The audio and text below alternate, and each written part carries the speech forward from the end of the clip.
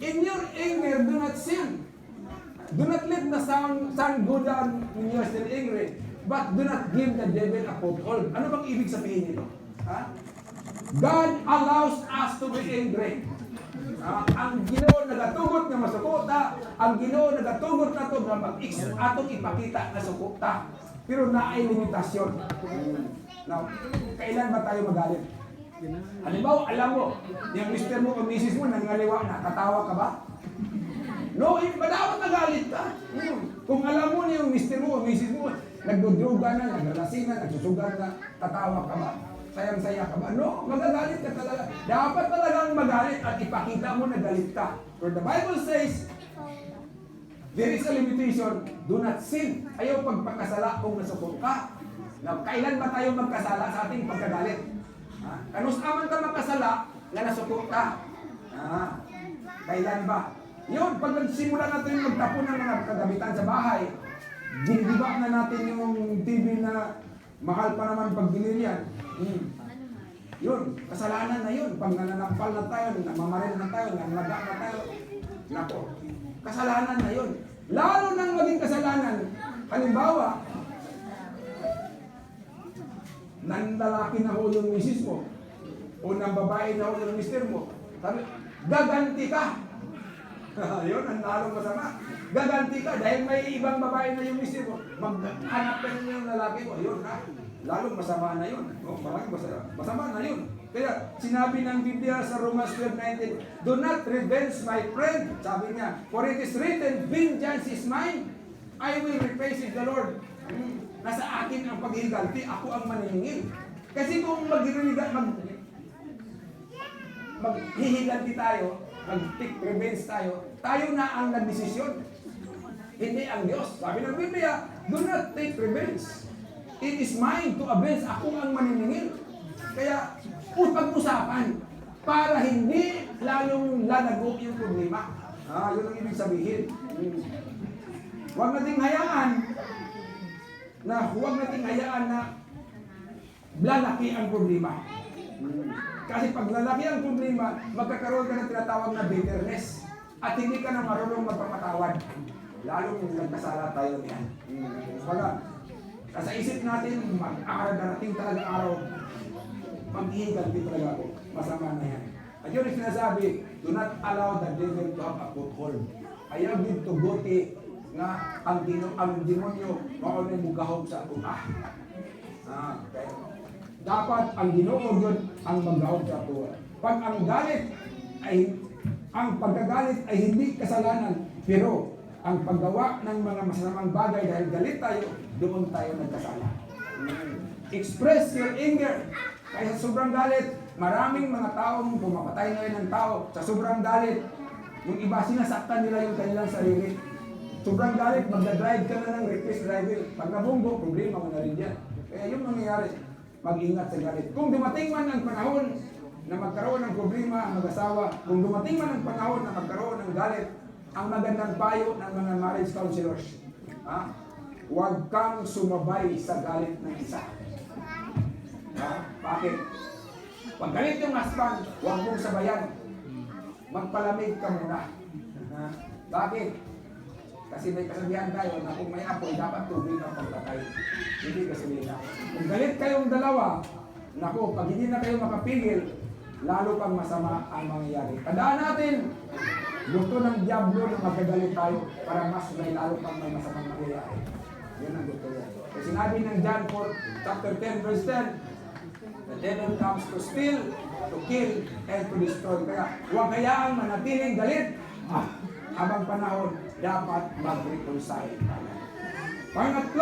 Pangatlong ugali,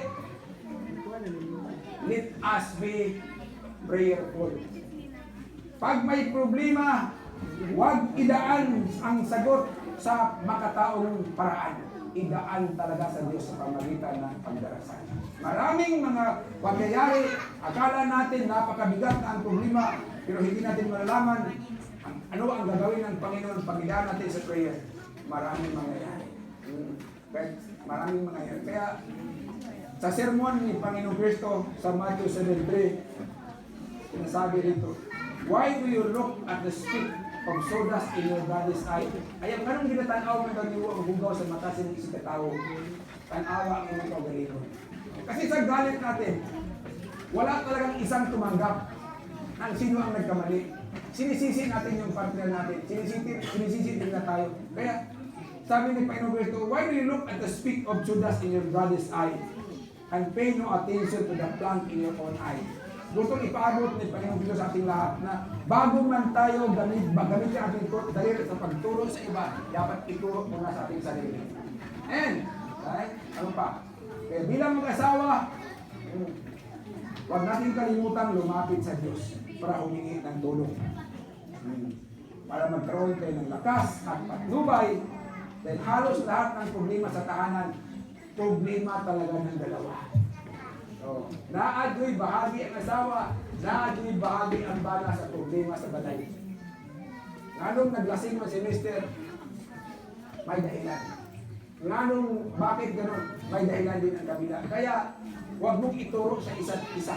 Idaan sa Panginoon, and you will know the reason kung idaan sa dalangin. Kaya, mayroon akong nabasang kanta. Sinulat ito sa mga The Gators. Sabi ang title ito, He will carry you. Sabi ito, sa Tagalog, translate ko lang ito, na walang problema sa buhay na kahit gaano kalaki na hindi kayang lutasin ng Diyos. Kaya, walang bundok sa kahit gaano kataas na hindi kayang mararatnan ng ating Panginoon. Walang bagyo na kahit gaano kalakas na hindi pwedeng mapahimpon ng ating Panginoon. Kaya, talaga, na kung nakayanan man ng ating Panginoon na pasanin ang bigat ng buong mundo, kasalanan ng mga tao, yun pala yung problema lang natin, ang liit-liit lang yan. You see? When we go to God and ask Him in prayer, ilapit lang ating sarili sa pagitan ng pagdarasal. Kaya ito'y magkaroon man tayo ng problema, bago tayo gumawa ng makataong hakbang, unahin natin ang makadiyos na hakbang sa pamagitan ng pagdarasal. Maraming mga milagros nangyayari when we come to God in prayer. Ang pang-apat na ugali na dapat mayroon tayo bilang Kristiyano, bilang mag-asawa, let us be forgiving. Lagyan talaga natin ng puwang ng ating mga puso na handa talaga tayong hingin ng kapatawaran at handa talaga tayong magbigay ng pagpapatawad. Importante din sa tayo. Kung sakaling darating man ang oras na magkaaway ang isa sa pamilya, dapat isipin natin, kung magkaaway man kayo sa bahay ninyo, kung mayroon mga problema, huwag ninyong isipin kung sino ang mananalo. Ako talaga ang mananalo kasi ako ang tama. Ako ang misis naman, ako talaga ang mananalo kasi ako ang tama. Huwag ninyong isipin. Isipin ninyo kung paano mag-reconcile agad. Yun ang pinakamabisang paraan. Kaya, dahil ang reconciliation, hindi talaga mangyayari pag walang pagpapatawad. Kinakailangan nyo tayo pagpapasaya. Ang pagpapatawad ay hindi damdamin, hindi yan feeling, no? Isang desisyon na dapat gawin. It is a decision to do. Napakahirap yan. Bakit? Dahil may pride tayo. Walang aamin. Kung ganun pa man, sikapan at hindi ng tulong sa ating Panginoon Diyos. Kinakailangan talaga. Kaya sinabi ng Biblia, bakit sa binasa natin, be kind and compassionate to one another by forgiving as the Lord forgives you. Kinahanglan Diyos, magpasayo ta, nga naman, kaingon sa prayer sa Our Father, kung naman ang pagpapatawad. Father, forgive us our sin as we forgive those who sin against us. Meaning, ang kapatawaran ng ating kasalanan ay depende sa ating pagpapatawad sa sino man nagkakasala sa atin. Kung ibibitin natin ang pagpapatawad sa iba, ibibitin din ng Diyos ang ating kapatawaran. Kaya kinakailangan magbigay talaga tayo ng pagpapatawad. Masakit yan, mahirap yan, pero lapit sa Panginoon, mangyayari talaga ang mga bagay-bagay na hindi natin nakasama. Ito, bago ko tatapusin ang mensahe ito, allow me to tell you a short story. Isang araw, nagkita yung elepante at ang crocodile sa isang ilog. Naliligo sila. kasabay sila. Siguro, magkaibigan yung dalawa. Sa maingit yung kalayuan, nakita ng elepante na mayroong isang pagong na nakapatong sa bato. May baok na nakita dito. And, hindi lang tumingin yung elepante, pinuntahan talaga yung pagong at kinuha yung pagong. May kamay ba yung elepante? Ano yung parang kamay niya? Yung karon. Kinuha niya. Layo inabot. Bumagsak doon sa pagubatan. Sabi ng crocodile na kuwaya, ano ba? Bakit nagawa mo yun? Sabi, wala namang ginagawa yung turtle na sa nagpapainit mo sa bato. Bakit kinuha mo? Tinapon. Sabi ng elepante, alam mo yung pagong na yan, 50 years ago, kinagat ako niya. Pag-isip kayo. Kinagat ako niyan. Sabi ng crocodile, pilit ako sa memory mo. Ang tagal-tagal na yun, ang liit-liit na bagay. Paano ba makakagat yung pagong ang laki-laki mo? Paano yung makakagat? Yung ngipin niya, ewan ko lang. Ang liit-liit lang. Paano ka nakagat? Kaya sabi niya, basta nakagat. Galit na ako. Maraming mga Kristiyano ngayon, mga pamilya, na kahit mga maliliit na bagay, hindi nakakalimutan. Mga bagay na nagkaroon ng problema sa tahanan, hindi makakalimutan. Pag magkaroon ng problema, babalikin naman. Ikaw kasi, pangit ko. Ikaw kasi, yung utang mo parang bulinaw. Parang ibalik-balik yung mga bagay na dumaan na. Mga bagay na walang kahalagahan sa ating samahan. Kaya, bilang Kristiyano, mag-isip naman din tayo minsan. Dapat mag-isip tayo, kung yung mga bagay-bagay na hindi na mahalaga sa ating usapan, huwag nang sabihin. Yung mga may sabi tayo na kung if you have nothing good to say, nothing more good to say, ano gagawin? Keep silent or keep your mouth shut. Kung wala ka nang maayong isulti, kung wala ka nang kung sa paisulti, takuma na ng iyong baba. Kaya problema, magkasalang ka pinagay sa iyong baba. Kinakainan. Kaya, ganun man, liliit na bagay, 50 years na pala kinagat siya.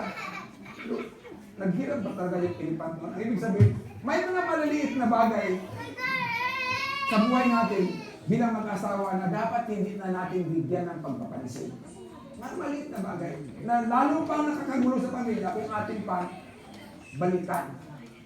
Kung nagpapatawad naman tayo, sabi ng Biblia, forgive and forget. Sinasabi ng Biblia sa Isaiah 43:25, even I who blots out your transgression and remembers your sin no more. Pag sinabi mo pinapatawad na kita, wala na yun, burado na yun. Huwag mo nang ibalik-balikan pa. We must forgive and we must forget. Kaya sinabi sa 1 Corinthians 13, God's love keeps no record. Ang gugma sa Ginoo, dili ko na siya nagbuhat i-record. Anything ipatawad naman tayo sa Panginoon, wala na, burado na lahat. Even I who blots out your transgression and remember your sin no more. Kaya, to summarize, bilang mag-asawa, mayroon mga maling akala. Ang unang maling akala, sabi ng iba, good marriages have no relational problem. Bisan maayong pag-asawa, bisan compatible mo, bisan spiritually matured na mo, naadyo mo'y panahon ng mag-away. Napo ninyon, all quarrels destroy relationships. Depende na siya. Kung ang mag-asawa ay nagtulungan, nag-away man sila po nagtulungan para mabigyan ng solusyon, pag natapos ng away, lalo pa silang matamis at malambing ng kanyang pagsasama. Yeah. Pangalawa, na ay mga reaksyon. Pag may problema ng pamilya, mayroong reaksyon. Yung tinatawag na Eskimo style. May problema, pero ginaprosing lang. Pag binabayaan. Pero padagdag ng padagdag sa puso. Palaging sumasakit, pasakit at pasakit. At masama yun. Yung isa naman, cowboy style. Pag may problema, balilan ka agad. Balilan ng salita. Bakit ka kasi? Ang utak mo, parang bulinaw. Parang masasaktan kaya. Huwag yun, huwag cowboy. Huwag naman escape. Pag may problema sa bahay, alis ng bahay, naglasing, pagbalik, lalong bumigat ang problema. harapin ang problema, harapan ang solusyon. At huwag naman yung manhandling. Pagkatapos ng barilan ng masamang salita, magsampalan, magsuntukan, lalong sumasama ang samahan. Dapat magkaroon tayo ng ugali. Anong ugali na dapat ipapakita natin? Let us be honest with one another. Let us be honest. Halimbawa, let us be honest. Minsan kasi, pag ang mister lang ang nagtatrabaho, pag may nangihiram ng pira sa kanila, ang mister lang din ang magdesisyon. Tama ba yan? Ha? Sabi ng mister, ako ang nagtatrabaho, di sa bahay ka lang, wala kang say sa ano mong nangihiram, ako ang mag-decide kung may manghiram o wala. Ha? Ganon. Masakit yun para sa misis. Ha? Kahit hindi siya kumita sa bahay niya, pero napakahirap yung maiwan sa bahay. Alam ba ninyo mahirap? Mahirap talaga. No? Kaya, dahil mag-asawa na kayo kasama sa desisyon ng misis. Kasi pag wala nang pera, pag may sakit na yung anak, sino ngayon ang mananagot? Ang misis. Pero walang pera. Kaya babalik yung pinapahiram sa iba na hindi pa nakulikta. Lalong sumasakit ang dibdib ng misis. Kaya huwag yung ganon. At lalong huwag yung manhandling. Let us be honest. Let us express our anger. Pero huwag tayong magkasala. And let us be forgiving. Dapat magpatawad talaga tayo. Wala nang ibang mabuting paraan sa pagpapatawad kung may pagkakasala man ang kahit sino man ng asawa sa mundo na pamilya. Forgive one another as God forgive us. Tingkat na mo, Diyos, tingkat na sa kabutagod. Salamat Ginoo sa inyong pulong. Thank you for reminding us na marami pa kami dapat matutunan bilang mga mag-asawa. Yes, many times, nagpapadala kami sa aming emosyon. Many times, hindi kami magpapatawad. Lord, give us always the courage to be bold and to be true, to be honest with one another. Napakasakit man ang katotohanan, Panginoon. Pero dapat sabihin namin sa pinakamagalang paraan. Lord, give us always. Ikaw talaga ang maging modelo sa aming pamilya para magkaroon ng kapayapaan, mas malambing ang aming pagsasama bilang mag-asawa. Thank you, Lord. We ask in Jesus' name we pray. Amen. Amen.